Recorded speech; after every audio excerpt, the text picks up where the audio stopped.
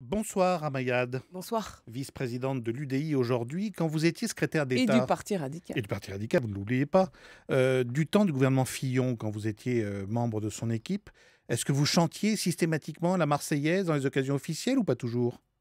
Oui, oui, bien sûr. C'est normal. Nous sommes des représentants de la France, de la République. Et la Marseillaise fait partie de notre patrimoine. C'est un cri de ralliement, de rassemblement. Ouais. Donc, effectivement, c'est la moindre des choses. Et alors ça vous a choqué du coup que plusieurs ministres ne chantent pas la Marseillaise lors des cérémonies de samedi sur l'abolition de l'esclavage? Écoutez, moi, je veux être modérée sur les attaques contre Madame Taubira. Je ne suis pas de son bord politique, mais les attaques, quelquefois, sont très dures vis-à-vis d'elle, Mhm. comme une obsession personnelle. Moi, je ne veux pas être dans l'obsession personnelle.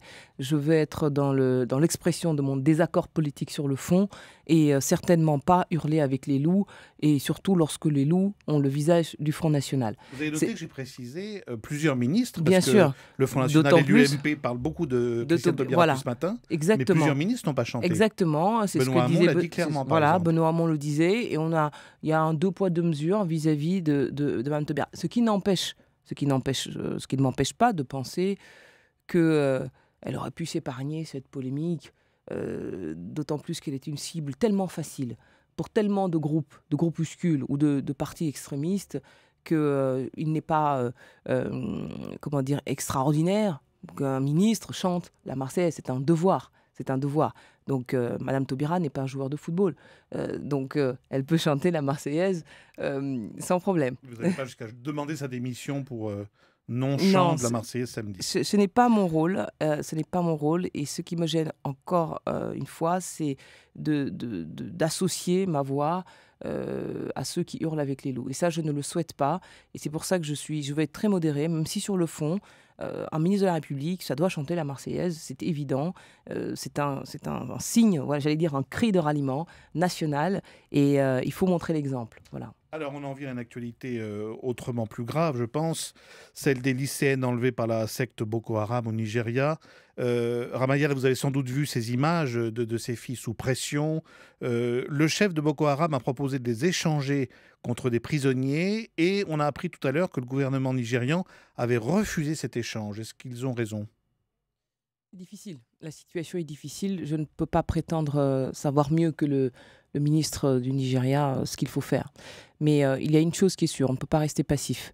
Le 14 avril, 200 jeunes filles ont été enlevées et manifestement soumises à des actions de prosélytisme faites au nom d'une religion qui est tout sauf belliqueuse, l'islam. Le chef de Boko Haram dit qu'elles sont converties à l'islam, mais Exactement. Je suis on a bien vu qu'elles profondément étaient sous pression. et personnellement révoltée parce qu'on s'attaque à des symboles du progrès, c'est-à-dire à des filles, des femmes et à l'école.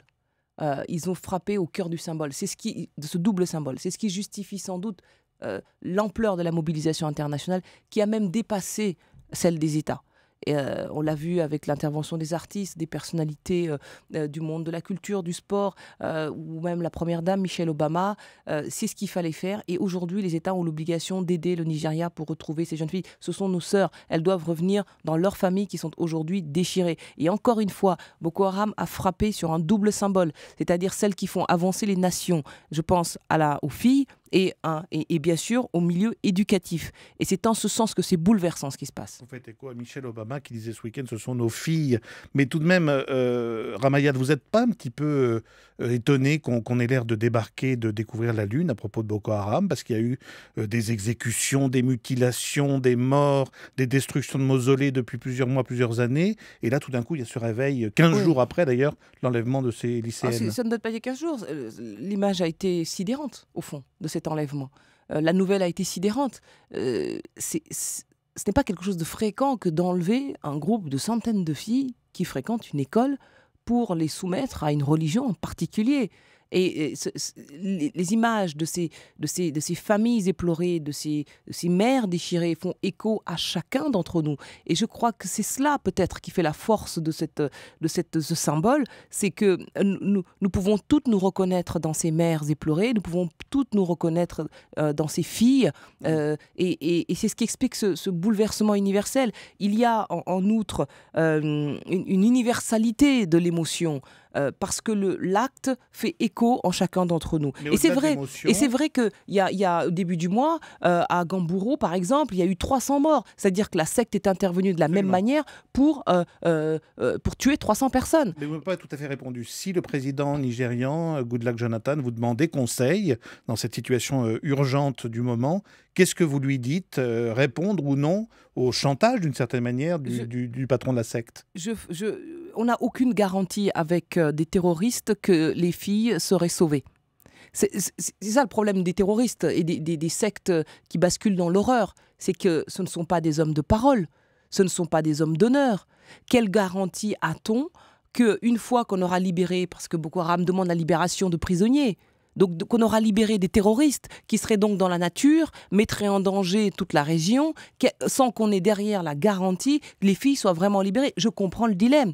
Donc si j'étais le président nigérien, ce que je ferais, c'est-à-dire, et c'est ce qu'il a d'ailleurs déjà fait, c'est de demander l'aide, non pas de la communauté internationale qui s'est faite spontanément au niveau des personnalités ou des ONG, mais il demanderait l'aide des États qui est une accélération. Services de police, services de militaires, experts, services de renseignement, moyens militaires, coopération des États limitrophes, parce que les filles, paraît-il, ont déjà traversé la frontière.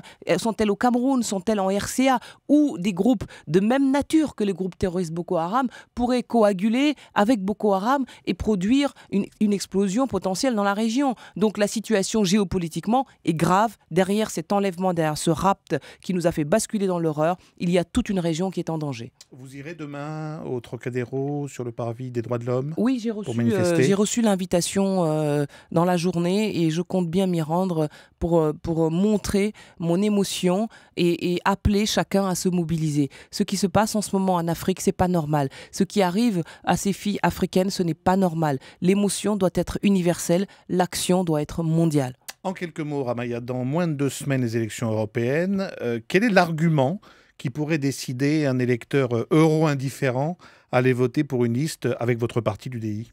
Parce que si Marine Le Pen entre en force, elle et ses collègues d'extrême droite des autres pays européens, au Parlement européen, ils travailleront à faire sortir la France de l'Union européenne, tout simplement. Et la France sans l'Union européenne, c'est compliqué.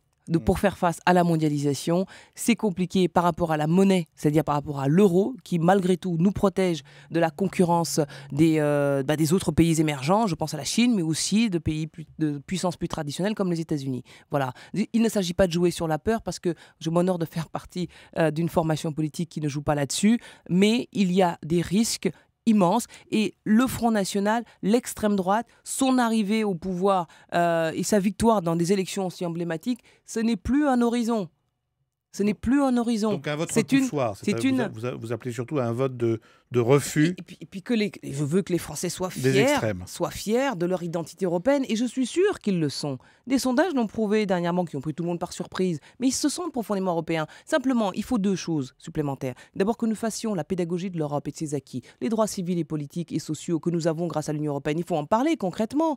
Il faut parler effectivement du droit de vote, de la citoyenneté européenne. Il faut parler du droit à être élu aux élections locales. Il faut parler des garanties de protection sociale, des possibilités de recours devant des justices européennes qui sont autrement plus puissantes que nos justices nationales. Et il faut parler effectivement des risques de sortir de l'euro, mais cela n'empêche pas de refuser la béatitude et donc européenne, et donc de se battre pour à la fois une Europe politique qui pèse dans les grands sujets comme l'Ukraine actuellement, où on n'entend rien de la part de ceux qui sont censés représenter l'Union européenne, et puis évidemment l'euro c'est bien, mais enfin c'est pas assez, parce que la croissance est bridée à cause d'une monnaie trop forte. Juste un mot, vous êtes candidate à la présidence de l'UDI du Parti radical. Du Parti radical en l'absence de Jean-Louis Borloo.